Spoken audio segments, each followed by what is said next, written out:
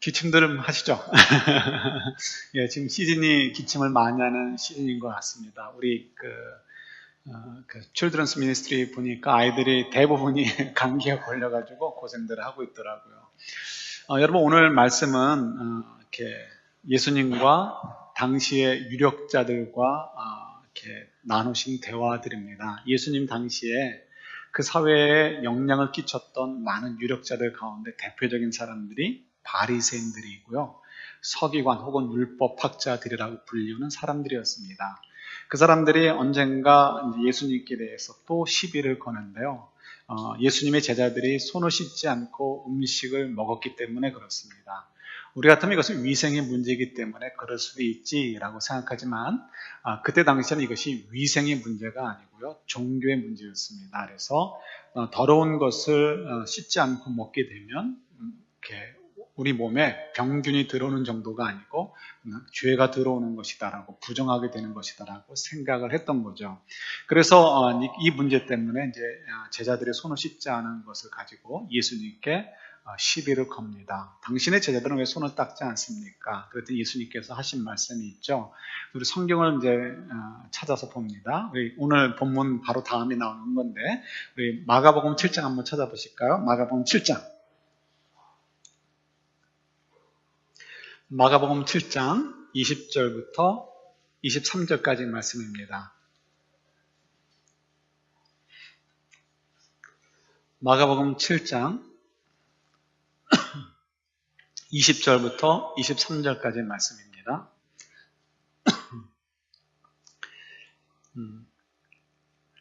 함께 봤습니다. 또 이르시되 사람에게서 나오는 그것이 사람을 더럽게 하느니라. 속에서 곧 사람의 마음에서 나오는 것은 악한 생각 곧 음란과 도둑질과 살인과 간음과 탐욕과 악독과 속임과 음탕과 질투와 비방과 교만과 우매함이니 이 모든 악한 것이 다 속에서 나와서 사람을 더럽게 하느니라. 아멘. 여러분 이 말씀은 예수님께서 그들에게 답하시기를 먹어서 더러워지는 것이 아니다 이거죠. 먹은 것은 소화가 돼서 뒤로 나오니까 그거가 우리를 죄되게 하지 않는다라고 말씀하십니다. 죄되게 하는 것은 오히려 우리 속에 있는 마음으로부터 나오는 것이다. 그래서 입으로 나오는 것들이죠. 또 행동으로 나오는 것들이죠. 그래서 여기 보면은 음란, 도둑질이라는 것은 남의 것에 대해서 욕심을 내는 것도 도둑질이 되겠죠. 누구의 기회를 내가 슬쩍한다든가 이런 것 다, 세치기를 한다든가 이런 게 다 도둑질이죠. 살인, 미워하는 것도 살인이라고 말씀하시죠. 간음, 마음으로 간음하는 것도 육체에 간음 붙지 않게 죄다라고 말씀하시고 탐욕, 우리 탐욕, 너무 많은 탐욕들이 있죠. 탐욕들이 있고 악한 마음들, 속이는 것, 음탕한 것, 질투, 또 비방하는 것, 교만한 것, 우매함, 이런 모든 것들이 어떻다고 다 우리를 악하게 하는 것들이니까 너희들의 손을 씻는 문제처럼 중요하게 여기는 것보다 더 중요하게 여길 게 뭐다 이것이다라고 얘기를 하십니다. 그런데 보세요. 하나님에 대한 열심이 그들이 가지고 있었는데 그런 종교적 열심이 헛것이라는 거죠. 왜요? 이런 것들은 안 하기 때문에. 근데 이런 것들이 무엇인가를 우리가 주목해 보는 것이 필요합니다. 그래서 심플하게 얘기한다면 이 모든 것들, 음란, 도둑질, 살인, 간음, 탐욕, 악독 이런 것들은 결국 뭐를 얘기하는 거죠? 이웃사랑과 관련이 있습니다. 근데 이웃사랑과 반대되는 거죠. 이웃을 사랑하는 사람들은 간음할 수가 없죠. 이웃을 사랑하는 사람은 도둑질할 수 없죠. 이웃을 사랑하는 사람은 살인하거나 미워할 수 없죠. 이웃을 사랑하는 사람은 속이지 않고 질투하지 않고 비방하지 않고 교만하지 않습니다. 근데 이웃사랑이라는 것은 이렇게 어렵죠. 근데 우리가 알다시피 믿음은 뭐라고요? 사랑입니다. 믿음은 사랑이에요. 그래서 어떻게 정리되죠? 하나님을 사랑함과, 근데 어떻게 사랑하라? 입으로만이 아니고 마음과 정성을 다해서 사랑하라고 얘기하시고 내 이웃을 내 몸과 같이 사랑하라고 얘기하십니다. 그러니까 믿음은 사랑입니다. 율법도 사랑이고 말씀도 사랑이고요. 그런데 지금 이 바리새인들과 서기관들이 하나님에 대한 열심은 내고 있지만 실상 뭘 놓치고 있는 거예요? 껍데기는 흉내내고 있을지 모르지만 속 알맹이가 없는 거죠. 하나님에 대한 사랑이 사실은 없다라는 것입니다. 그래서 예수님께서 말씀하시기를 너희는 입으로만 하나님을 믿고 하나님을 사랑한다 하지 너희들의 마음은 있지 않다. 너희들의 마음은 딴 데 가 있다라고 얘기를 하시는 거죠. 그래서 우리가 정말 우리 자신에 대해서 좀 돌아보는 것이 필요하겠죠. 나도 하나님에 대한 믿음에 대해서 어떻게 하고 있는가, 말로만 하고 있는가, 아니면 정말 마음으로 하고 있는가. 어렵습니다, 이것은. 학생들이 성적을 떠나서 모든 학생들은 새 학기에 되면 마음을 다잡죠. 내가 올해는 열심히 공부해야지 이렇게 생각을 갖습니다. 그러나 막상 시험이 있거나 숙제가 있으면 어떻게 되죠? 마음이 흔들리죠. 놀아야 되는데 내가 이거 숙제하느냐고 노는 걸 포기해야 되는가 흔들리기 시작합니다. 그럼 어떡합니까? 내가 꼭 이렇게까지 해야 되나 이런 생각이 들게 되고요. 그래서 나는 할 수 없어 이런 생각도 들게 돼서 포기하기 시작을 합니다. 그래서 많은 아이들은 그냥 계속해서 노는 시간들을 확보하고 그리고 잠자는 시간을 확보하면서 살고요. 그러나 또 이제 소수의 아이들은 그렇지 않고 밤도 새가면서 또 노는 시간을 줄여가면서 공부를 하거나 숙제를 합니다. 무슨 차이가 있는 거죠? 입으로만 새 학기마다 나 열심히 해야지 하는 학생과 마음으로 나 정말 열심히 해야지 하는 학생의 차이가 여기서 나오는 거죠. 우리의 신앙생활도 마찬가지입니다. 우리도 하나님에 대해서 열심을 내고 싶어요. 그래서 열심히 교회 생활도 하고, 종교적인 어떤 형태들을 많이 취합니다. 이 형식이 필요 없다는 것은 아닙니다. 그러나 이 형식에만 우리가 만족을 하게 되어지면 실제로 우리 믿음의 본질인 이 사랑을 잃어버리게 되어지면 이 은혜를 잃어버리게 되어지면 이건 아무것도 아니라고 주님께서 말씀하셨잖아요. 그러니까 우리의 믿음 생활에 대해서 우리가 돌아보는 것이 필요하다는 것을 확인해 볼 수가 있습니다. 이런 얘기들이 성경에 많이 있는데 그 중에 우리 요즘 큐티와 관련된 이야기를 한 가지 나누도록 하겠습니다. 여러분 지금 열왕기하를 가지고 이제 말씀을 묵상하고 있죠. 열왕기하들은 하라는 것은 열왕기 상과 하가 왕들의 이야기를 기록하고 있습니다. 그래서 북이스라엘과 남유다, 사울 임금 때부터 다윗 다 포함해서 이제 물론 이제 거기 사무엘 상하가 포함되지만 이렇게 연결돼서 우리에게 이제 왕들의 이야기를 전달하고 있습니다. 그래서 실제로 좀 더 어떤 일들이 벌어졌는지를 알고 싶은데 그런 일들을 알기 위해서는 다른 성경책을 같이 봐야 됩니다. 마침 저희들의 지금 묵상하고 있는 요 유대의 남유다의 마지막 그 시기에는 아주 활동을 왕성하게 했던 선지자들이 있는데 그 중에 대표적인 인물이 예레미야 선지자입니다. 이 예레미야 선지자는 그때 당시에 많은 임금들이 있는 시대 동안 오래 살면서 활동을 했고요. 그 활동한 내용들을 예레미야서라는 책에다가 기록을 남겨놓았습니다. 그래서 우리가 기억하시는 대로 여호야김이라는 임금, 여호야긴이라는 임금, 시드기야라는 임금 이런 임금들의 시대에 예레미야가 어떻게 살았는지를 보여주고 있습니다. 그래서 그 속에서 백성들이 어떻게 살았고 하나님께서는 그들에게 어떤 메시지를 전달해 주셨는지 이거를 우리에게 알려주는 것이 예레미야서죠. 그래서 예레미야서를 보면 우리가 열왕기하를 보면서 이해할 수 있는 것을 좀 더 풍성하게 이해할 수가 있습니다. 그래서 오늘 예레미야서를 한번 좀 보도록 하는데요. 우리 먼저 예레미야서 40장 한번 찾아보도록 할까요? 예레미야서 40장입니다.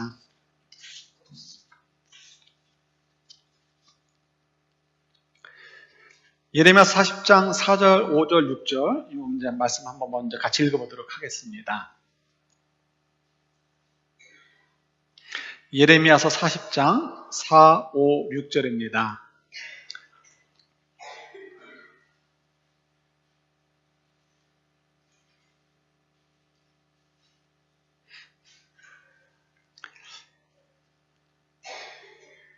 자, 같이 읽습니다. 보라, 내가 오늘 내 손에 사슬을 풀어 너를 풀어주리니 만일 내가 나와 함께 바벨론으로 가는 것을 좋게 여기거든 가서 내가 너를 선대하리라. 만일 나와 함께 바벨론으로 가는 것을 좋지 않게 여기거든 그만두라. 보라, 온 땅이 내 앞에 있나니 내가 좋게 여기는 대로 옳게 여기는 곳으로 갈지니라 하니라. 예레미야가 아직 돌이키기 전에 그가 다시 이르되 너는 바벨론의 왕이 유다 성읍들을 맞도록 세운 사반의 손자 아히감의 아들 그다랴에게로 돌아가서 그와 함께 백성 가운데 살거나 내가 옳게 여기는 곳으로 가거나 할지니라 하고 그 사령관이 그에게 양식과 선물을 주어 보내매 예레미야가 미스바로 가서 아히감의 아들 그다랴에게로 나아가서 그 땅에 남아있는 백성 가운데서 그와 함께 사니라. 아멘. 요 얘기를 조금 이제 이 얘기가 언제 있었는지를 좀 설명을 드리도록 할게요. 지도를 하나 준비했는데 지도를 보시면 조금 여러분들이 이해하기가 쉽습니다. 이 이야기는 BC 586년에 있었던 일입니다. 여러분 586년은 언제인지 아시죠? 남유다가 멸망했던 해입니다. 그래서 시드기야 임금이 사실은 허수아비 임금입니다. 누가 세웠냐면 바벨론이라는 나라가 세웠습니다. 그러니까 바벨론이라는 이 나라의 왕이 세워준 임금인 거죠. 그래서 시드기야라는 이름도 바벨론식 이름입니다. 그래서 바벨론의 왕이 시드기야를 왕으로 세웠는데 이 시드기야가 이렇게 정신을 놓쳐버렸는지 온 유대 사람들과 더불어서 조금 정신이 나갔던 것 같아요. 그 바벨론에게 덤빕니다. 그래서 밑에 보면 이집트가 있죠. 이집트와 손을 잡고서 바벨론에 대항을 하려다가 둘 다 아주 그냥 큰 공경을 당하게 되죠. 그래서 이때 남유다가 완전히 문을 닫게 되고 맙니다. 여러분 지도를 보시면 이 지도 전체가 사실은 이스라엘 땅이다라고 해도 과언이 아닐 정도로 한때 이스라엘 땅이 넓었습니다. 그러나 지금은 멸망하기 전에는 조금 맨 밑에 조그만 세모 모양의 짙은 그린 녹색 있죠? 그 정도밖에는 땅이 남아있지 않았습니다. 근데 그나마도 뭐 광야 있고 뭐 빼고 그러면 사실은 얼마 되지도 않는 거죠. 그 땅이었는데 그것도 지키지 못해서 결국 바벨론에게 멸망을 당하게 되고 말죠. 그래서 이 바벨론 임금이 시드기야도 잡아가게 되고요. 그리고 바벨론이 하는 정책은 뭐냐면 그 정복한 나라에서 똑똑한 사람들을 자기 땅으로 포로로 데려갑니다. 데려가서 그곳에서 정착하고 살 수 있도록 도와줍니다. 그 대표적인 사람이 누구냐면 다니엘. 다니엘 같은 경우는 포로로 처음에 끌려갔던 그룹에 있었던 사람이죠. 그 세 친구도 마찬가지고요. 근데 그들은 그냥 노예로 산 것이 아니고요. 아주 굉장히 고관, 최고위직에까지 올랐던 사람이 다니엘과 그 친구들입니다. 또 그 다음에 한 7, 8년쯤 후에 또 한 번 또 2차로 끌려갔던 포로들이 있었는데 그 중에 또 유명한 사람이 누가 있냐면 우리 또 선지서 가운데 유명한 분이 있죠. 에스겔서를 쓴 분. 그래서 이런 분들이 다 끌려갔던 일이 있었습니다. 그래서 이 유다 사람들에게는 뭐가 두려움이에요? 우리도 바벨론 사람들한테 눈에 띄면 언젠가 잡혀갈 수 있다라는 것이 두려움의 대상이었습니다. 그래서 이 사람들이 전부 다 가능하면 유대 땅에서 살지 않고 흩어져서 뭐 암몬이라든가 이집트라든가 이런 곳으로 흩어져서 숨어서 사는 것이 이들의 하는 중요한 일 중에 하나였습니다. 그래서 이때만 해도 많은 사람들이 흩어져 있었습니다. 그러나 흩어지지 않고 있었던 사람들 가운데서 똑똑하고 왕족, 귀족 이랬던 사람들은 잡아다가 바벨론으로 끌어가게 되는데요. 그래서 끌어가기 전에 잡아서 모아두는 그 캠프, 일종의 피난, 그 포로 수용소가 있었는데, 포로 수용소가 어디 있었냐면, 라마라는 곳에 있습니다. 라마. 여러분 지도로 보시면 알 수 있죠. 라마라는 곳에 있는데요. 이때 예레미야도 잡혀서 라마의 포로 수용소에 있었습니다. 그래서 그곳에 잡혀서 이제 끌려갈 판인데, 이상하게, 그때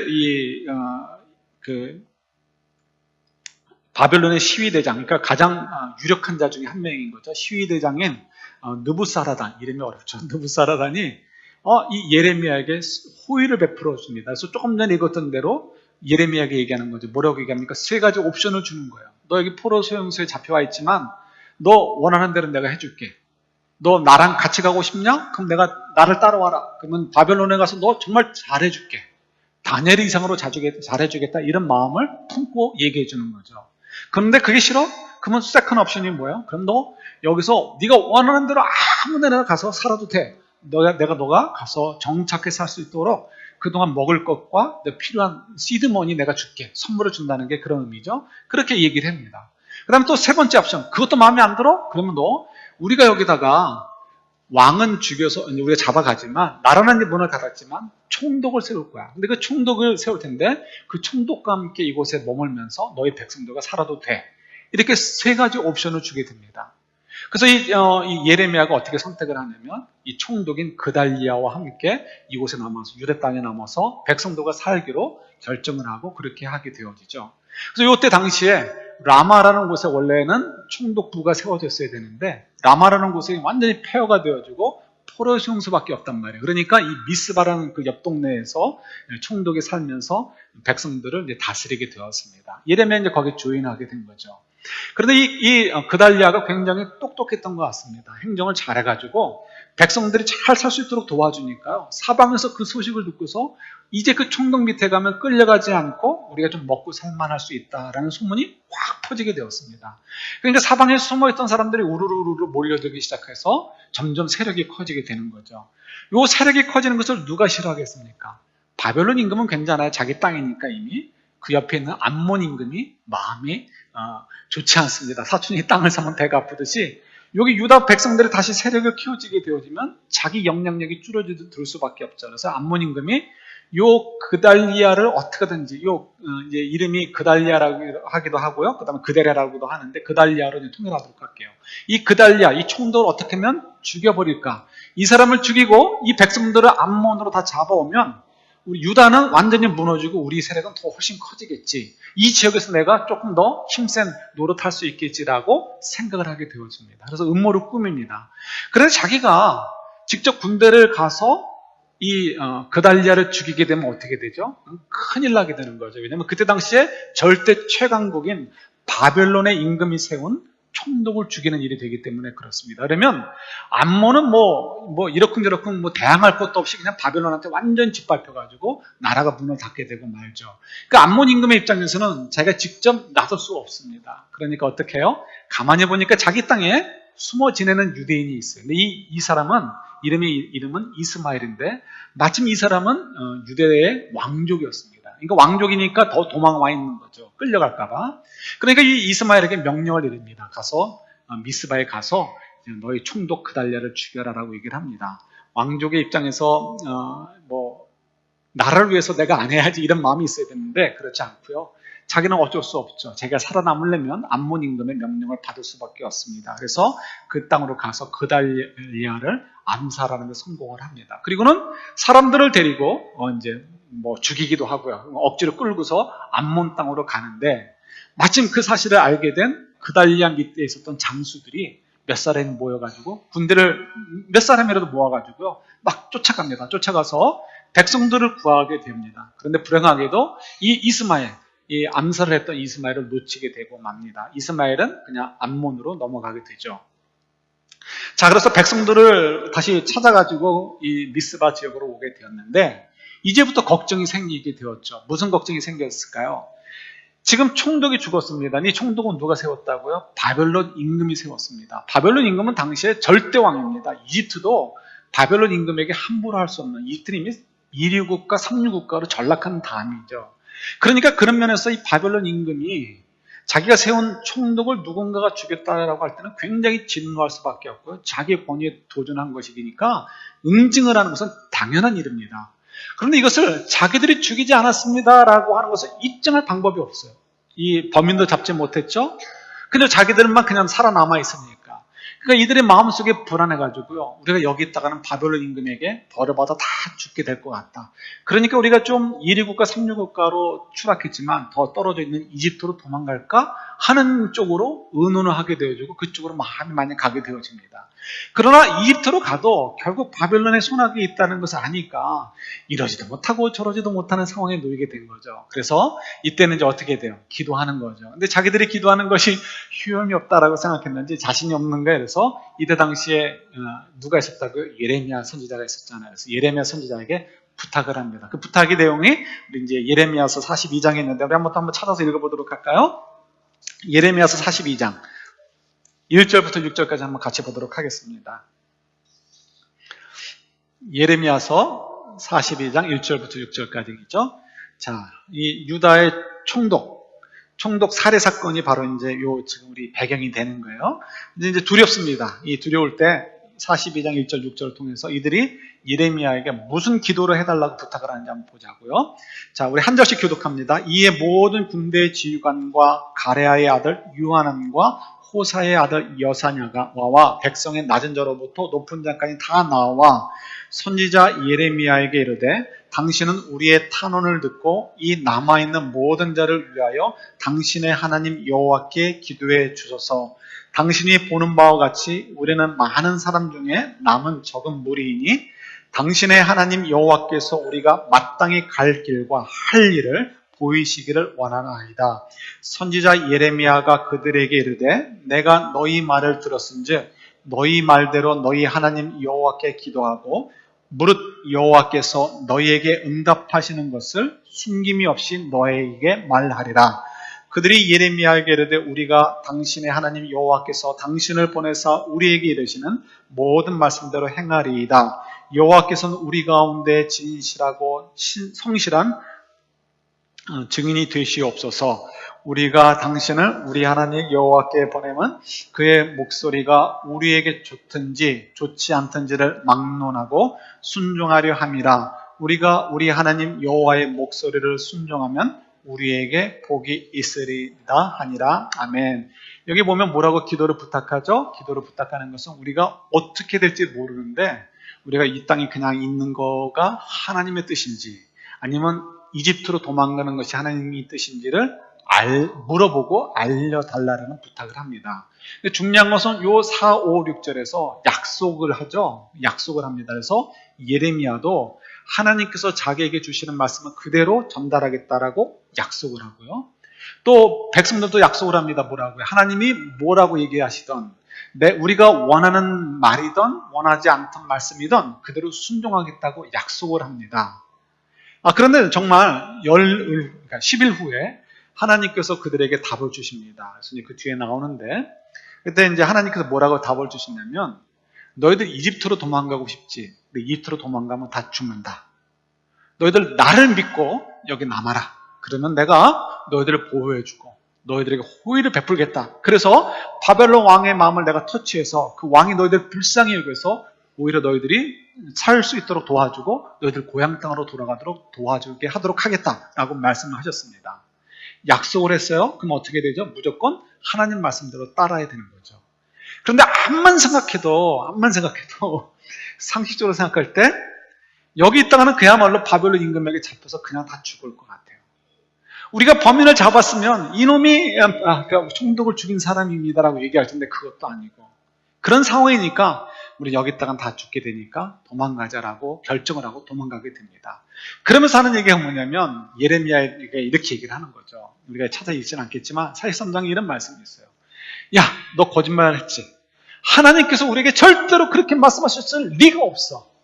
네가 원하는 대로 우리를 바벨론 임금에게 넘겨버리려고 네가 거짓말한 거지라고 하면서 예레미야에게 오히려 거짓말쟁이로 몰아세우고 공격하면서 그 자리를 떠나게 됩니다. 그리고 이집트로 내려가게 되죠. 근데 이집트로 내려갈 때 혼자 자기들끼리만 간 게 아니고 예레미야도 끌고 내려가게 됩니다. 그래서 예레미야가 이집트로 내려가서 순교하게 되고 또 하나님 말씀대로 이집트로 내려갔던 모든 사람들은 거기서 다 이렇게 좋지 않은 죽임을 다 당하게 되는 것을 성경이 저들에게 증언을 해줍니다. 자, 여기서 보시는 거예요. 말로는 우리가 기도한다라고 하고 하나님의 도움을 청하죠. 그러나 마음으로는 하나님을 믿지 못하는 거예요. 그럴 때 그것이 무슨 유익이 되겠습니까? 아무 유익이 되지 않는 거죠. 아무리 하나님께서 말씀을 주셔도 도움이 되지 않는다는 것을 저희들이 보게 됩니다. 말로 우리가 신앙생활을 하는지 실제로 우리의 마음으로 신앙생활을 하는지 우리가 확인하는 것이 정말 필요합니다. 우리 장로님 기도해 주셨던 것처럼 종교개혁 500주년을 맞이했는데 물론 그때 종교개혁 했던 분들이 조금 훌륭했지만 우리보다 더 이만큼 훌륭했던 그런 건 아닙니다. 그냥 비슷비슷한 건데 다만 그분들은 그때 당시에 시대의 요구에 응답을 했던 거고요. 믿음으로, 마음으로 하나님을 믿었으니까 우리는 지금 하나님 마음, 우리도 지금 이 시대에 요구되는 대로 하나님을 마음으로 믿으면 우리가 응답을 하면 종교개혁 시대의 종교개혁자들처럼 우리가 살 것이고 그렇지 않고 입으로만 믿고 마음으로 믿지 않을 경우에는 결국은 그 하나님의 말씀을 요청했다가 이집트로 가서 하나님의 저주로 죽게 됐던 사람들처럼 우리 인생도 그렇게 될 수밖에 없는 거죠. 그런 면에서 우리가 정말 굉장히 중요한 때 우리가 입으로 믿고 있는지 마음으로 믿고 있는지를 좀 확인하는 것이 참 필요하고 우리를 정비하는 것이 참 필요한 한때라고 생각을 합니다. 여러분 하나님께서 어려움을 주십니다. 어려움을 주실 때 그 어려움들을 통해서 하나님께서는 목적이 있으시잖아요. 뭘 이루시고 싶으실까요? 결국 하나님과의 관계인데 그 관계를 어떻게 이제 진행하기를 원하시는지를 우리가 좀 생각해 보는 것이 필요합니다. 예를 들어서 어려움을 주시면 우리가 어떻게 하죠? 하나님을 찾습니다. 기도하죠. 그래서 예를 들어서 우리가 간절히 기도함을 통해서 우리 인생의 어떤 어려움도 하나님께서는 풀어주실 수 있는 능력 있는 분이다라는 것을 우리가 배우기를, 알아가기를 원하실 때가 있습니다. 그래서 그럴 때는 기도할 때 어떻게 기도해야 돼요? 정말 하나님 도와주십시오. 하나님 도와주실 줄 믿습니다라고 기도하면서 실제로 내가 그 믿을 수 있도록 나를 가꾸어 가는 것이 필요한 때인 거죠. 그럴 때가 있고요. 또 이렇게 하나님께서 우리에게 어려움을 주셨을 때 그때 우리가 기도함을 통해서 우리 이렇게 기도할 수 있는 거죠. 하나님이 정말 날 사랑하실까? 나를 사랑하신다면 어떻게 이런 일들이 내 삶 가운데 벌어질 수 있을까? 라고 기도하는 거예요. 기도하면서 하나님 정말 나를 사랑하십니까? 어떻게 이런 일이 일어날 수 있습니까? 라고 기도하다 보면 그때 하나님께서 뭘 주시죠? 우리에게 말씀이 기억나게 하시고 우리의 경험이 기억나게 하시고 우리 생각을 하나님이 조정을 해주시죠. 그래서 하나님이 정말 나를 사랑하고 계시다는 것을 증명해 주십니다. 심지어는 십자가 사건이 정말 예수님께서 나를 위해서 죽으셨구나 하는 것이 믿어지도록 또 하게 하시는 거죠. 그래서 우리가 어려움 속에서 정말 하나님이 나를 사랑하실까라는 생각이 들 때 기도함을 통해서 하나님 정말 나를 사랑하시는구나 하는 것을 확인하게 되어지고 그때 위로를 받게 하시기도 하시죠. 또 어려움이 있어서 찾아올 때 우리가 이제 절망할 때가 있을 수 있습니다. 이제 다 끝났어. 이제 난 죽은 거나 마찬가지야. 이런 절망이 들었을 때 또 어떻습니까? 우리가 하나님께 나가서 기도하는 거죠. 하나님 나 이렇게 끝나게 하시는 건가요? 그때 또 주님께서 우리에게 말씀하시죠. 모든 것이 합력하여 선을 이루게 하신다. 맞다. 내 눈에 이게 다 끝난 것 같고 난 이제 죽은 것과 마찬가지처럼 여겨져도 하나님 안에 내가 있다면 모든 것이 합력하여 손을 이루게 하실 거야 라는 믿음이 생기게 되게 되어지죠. 그래서 소망을 얻게 하시기도 하십니다. 절망을 딛고 소망을 붙잡게 하시는 거죠. 또 이럴 수도 있습니다. 이 어려운 가운데 있다는 것은 내가 원하지 않은 일들이 벌어지게 된 거예요. 내가 원하는 것은 이거였는데 전혀 다른 일들이 벌어지게 된 거죠. 그럴 때 우리가 또 하나님께 기도하는 거죠. 하나님 이게 뭡니까? 그때가 하나님께 기도하다가 보니까 내 인생의 주인은 하나님이시고 내가 아니다. 내가 볼 땐 이것이 유익하다고 생각돼도 나는 요거밖에 보지 못하지만 하나님은 더 많은 것들을 보고 계시고 다 보고 계시고 나는 나를 요만큼밖에 사랑하지 못하지만 하나님은 나를 훨씬 더 많이 사랑하고 계시지. 그러니까 내가 내 생각과 다르게 되어졌어도 내가 속상해하지 말자. 내 생각을 내려놓고 하나님의 인도하심을 따라가자. 하나님이야말로 정말 내가 믿을 수 있는 분이니까 나를 내려놓자라는 그런 믿음의 고백을 또한 우리가 하도록 하시기도 하시죠. 그래서 이 어려움을 만나게 되고 기도하는 것 통해서 우리가 많은 것들을 그때그때마다 요구하시는 것이 달라요. 그런 것들을 지혜롭게 잘 찾아서 우리가 기도하는 것이 필요하죠. 또 이런 것도 있습니다. 여러 가지 있지만 그중에 한 가지만 더 얘기한다면 신뢰입니다. 이 모든 것들 우리가 아까 지금 이렇게 살펴봤던 네 가지를 이렇게 경험함을 통해서 맞아. 하나님 정말 신뢰할 수 있는 분이야. 하나님 정말 나를 사랑하시고 하나님 정말 능력 있는 분이야라는 생각을 갖게 되고 확인이 되어집니다. 그러니까 내일 일은 내가 몰라요. 어떻게 될지 몰라요. 그래도 겁이 나지 않는 거예요. 오늘 삶 속에서도 내가 헉헉대지만 내일 삶 속에서도 하나님께서 더 그 귀한 이렇게 인도하심 속에서 나를 인도해 주시고 그 사랑 속에서 나를 돌보아 주실 것을 믿게 되니까 우리가 좀 담담이 생기는 거죠. 그래서 이 신뢰가 요구되어질 때도 있습니다. 제 아내가 아팠잖아요. 지금 이제 치료를 받고 있는데 여름에 이제 그렇게 보내게 되었습니다. 그래서 여름에 마침 제가 휴가였으니까 긴 휴가였죠. 그래서 마음을 먹기를 아내를 좀 내가 도와주자. 언제 내가 아내가 힘들 때 옆에서 도와줄 수 있을까? 이런 마음을 갖게 되었습니다. 그래서 이제 마음을 먹고서 이제 이렇게 그 여름을 맞이하게 됐는데요. 이제 수술을 1차, 2차, 3차, 3번에 걸쳐서 수술을 하게 되었죠. 간단한 수술이지만 그래도 그 결과에 따라서 이 모든 것들이 막 그림이 달라질 수밖에 없기 때문에 아주 저희들이 긴장을 했습니다.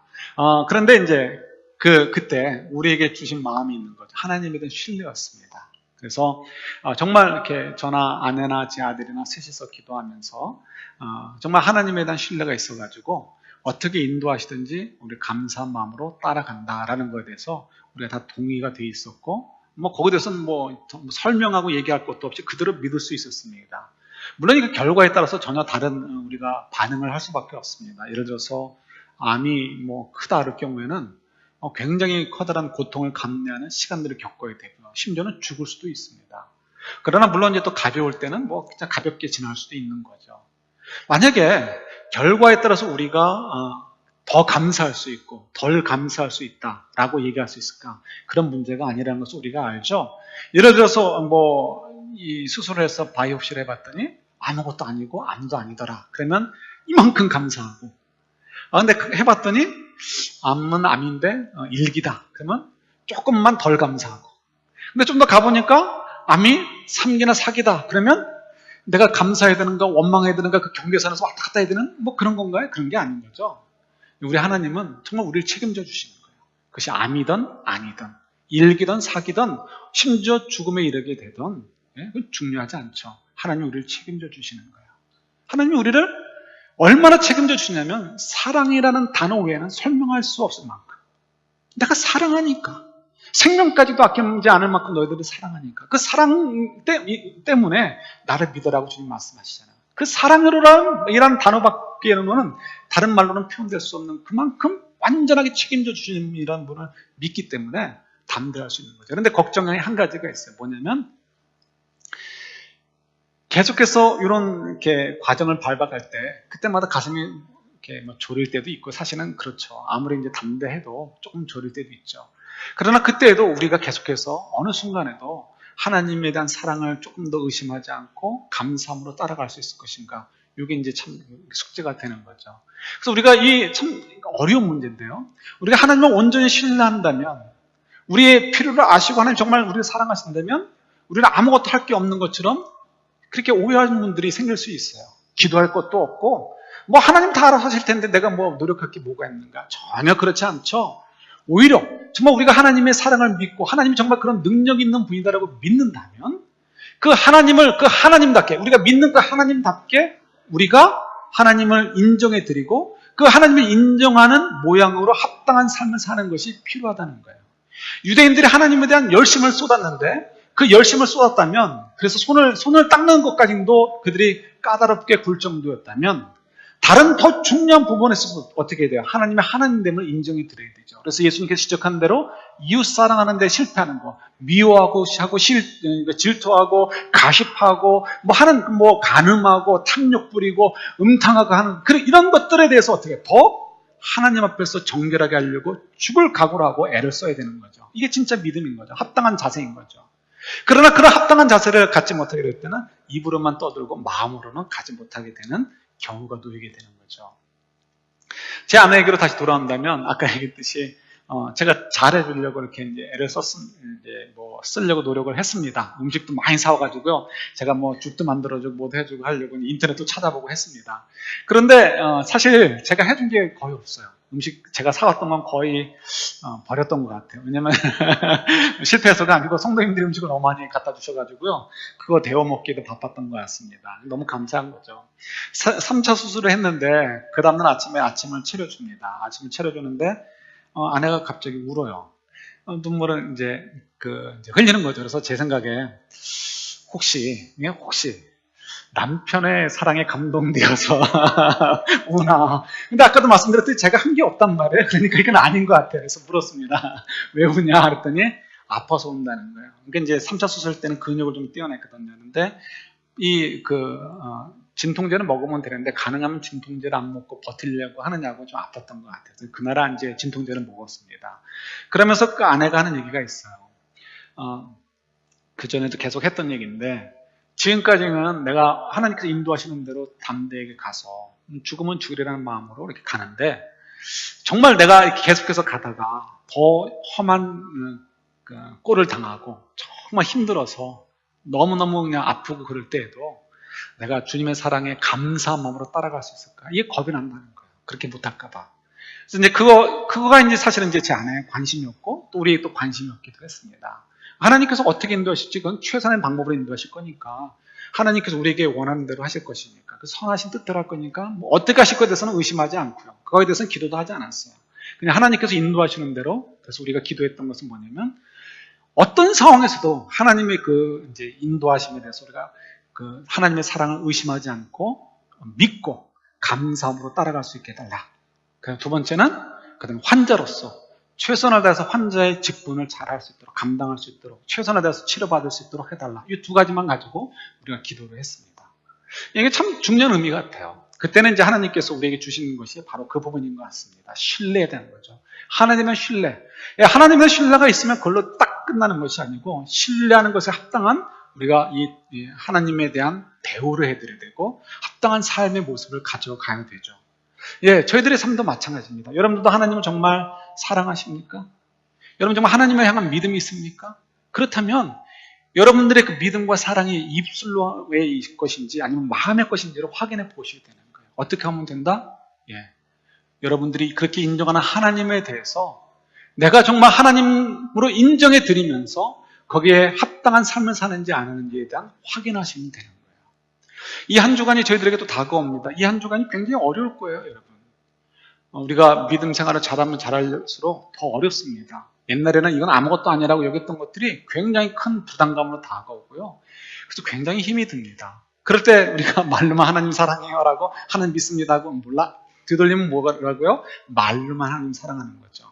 마치 새학기 때 실제로는 공부할 마음은 없고 놀만만 있으면서 나는 올해는 공부 열심히 해야지 이렇게 떠드는 것과 똑같습니다. 그럼 여러분 그 어려운 순간에 올 때 내가 정말 할 수 있을까 두려울 때가 있습니다.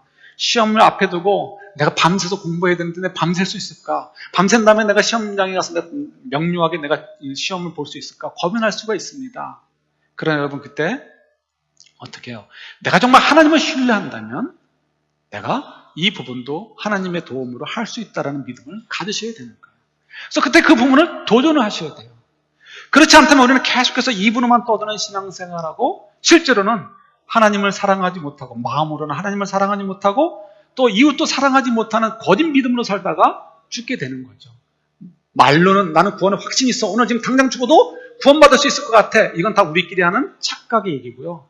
진짜 내가 그걸 믿을 수 있다면, 믿는다면, 내가 그런 고백을 믿는다면 내가 내 삶 속에서 그런 하나님을 하나님으로 인정해 드리는, 예수님을 예수님으로 인정해 드리는 삶을 사는데 진력할 수밖에 없다는 것이 저에게 주시는 메시지인 것입니다. 사랑하는 성도 여러분, 이 한 주간 한번 그런 도전을 해봤으면 좋겠습니다. 저희들이 있어야 될 곳이 어디라고요?